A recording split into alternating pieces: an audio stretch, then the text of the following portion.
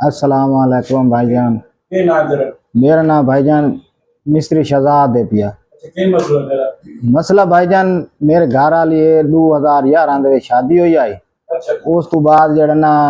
तकरीबन 12-13 साल वो मेरे नाल ठीक चलती रही है। अच्छा उस तो बाद जड़ा ना 2024 ਦੇ ਵਿੱਚ जड़ा ना इवें लड़ाई झगड़ा करना ते जड़ा ना माँ प्यो जे ले आवे आदि आई जड़ा ना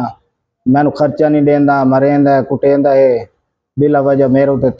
तशद्दुद करेंदा है। ते हालांकि मैं उसनू कोई गल ही ना भी करेंदा ओनू 10,000 ही दे वञा तो शाम नू आते पुछींदा भाई तू सब्जी नहीं पकाई के नहीं की पाई कित्थे वधी रही है। वो आदि है जी मैं घर बैठी रही हाँ तो ओदा प्यो आ वञा कढाण शाम नू टुरन फिरन आंदा है तो उसनू आदि है मैनू घर खर्चा नहीं देंदा ते जड़ा ना उस वजह तो मैं बैठी हाँ मेरे को पकावन की काशा कोई नहीं घर कोई ना सब्जी लैंदी आई ते बाहरों सब्जी वाला ही आया तो पैसे दे वजी में ना तो आदि मैं सब्जी बाहरों नहीं लै सकती तेरा काम है तू लै आनी है। मैं ज्यादातर जड़ा ना होटलों तो सालन लै आंदा भी ना बच्चों की देखभाल करेंदी आई ना उन्होंने सही परवरिश करेंदी आई बच्चे जिथे पैन पैन वो सारा डे फोना ते लगी रही है। उस तो बाद जड़ा ना 2024 ते कोई खुला दा उस केस की तो मैनू कोई वल्ला आलम ना ही पता खुला दा केस करते ते जड़ा ना घर वधी रही है ते तकरीबन 2 साल वधी रही है। उस तो बाद जल्ले खुला दी डिग्री उसने मिल गई है ते मैनू नहीं वल्ला आलम पता भाई जड़ा ना उस कित्थू डिग्री लई है कित्थू नहीं लई। मैनू अदालत चू जल्ले उस एक बारी रेट कराई सी दोबारा रेट कराई सी भाई जड़ा ना बच्चे मैनू चाहिए एक बच्चा पहली डिग्री ते उसनू मैनू मिल गया आई बड़ा मेरा बच्चा ते जड़ा निक्की आई उस तो छोटी दूसरी यानी कि उस रेट कराई ते जड़ा ना वो बच्ची मेरे नाल आ गई 2 बच्चे हुण उस कोलू हैं 2 मेरे कोलू हैं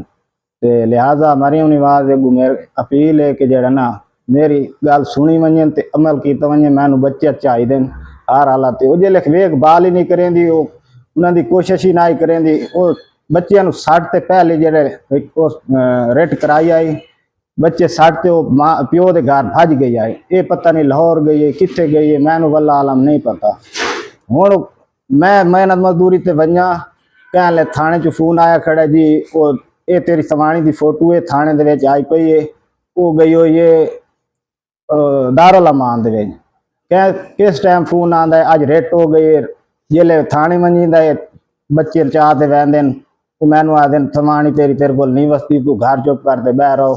लिहाजा जड़ा ना ये तेरे को ना वसना चाहती जड़ा बंदा उस लई बैठा है वो बंदा बाहर है तू गरीब आदमी है तू चुप कर दे घर बह रहो। हूँ मैं मरियम नवाज अपील करे ना कि जड़ा ना मेरे बच्चे मैनू मिले वजन पहले मैं मेरे नाल बड़ा जुल्म होया है कि जड़ा ना मैनू पता है उस फुला की डिग्री लै लई है तो तो मैनू पता लगा भाई जड़ा ना फुला उस लई हुई है मैं हूँ कागज़ कढ़ाए कोई इफ्तिखार है पिया जज उसने उसनू दे दिता ते मेरा शनाख्ती कार्ड मौजूदा पता है पिया मित्रू दा उस हासिलपुर मेरा लिखाया हुआ है भाई वो जड़ा ना हासिलपुर रहा है अपना उस लिखाया हुआ है कोई 95 चाके पिया नहर है करमपुर का ते लिहाजा मेहरबानी करे मरियम नवाज मेरी गल सुनी वजे मेरे बच्चे मैंने मिले वजे।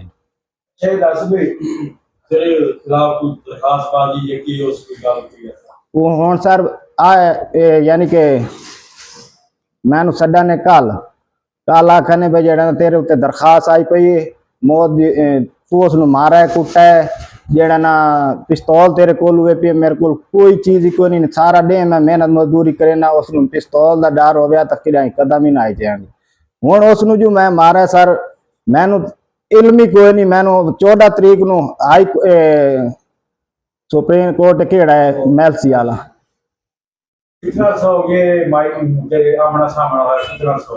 मैनू सर 14 तरीक नू मेरी पेशी आई जेडे बच्चे 7वां महीना नहीं चौथे महीने की 14 तरीक नू बच्चों की रेट कराई आसी सर मेरे को 7-8 महीने तो गायब है मैनू नहीं इल्म कित्थे रही पई कित्थे नहीं रही पई वो आंदी है इतने रेट करा लैंदी है दरखास्त दे लैंदी है थाने वाले आदन जी वो लाहौर है कह लो आदन दारुल अमान है किस टाइम आदन वो लाहौर है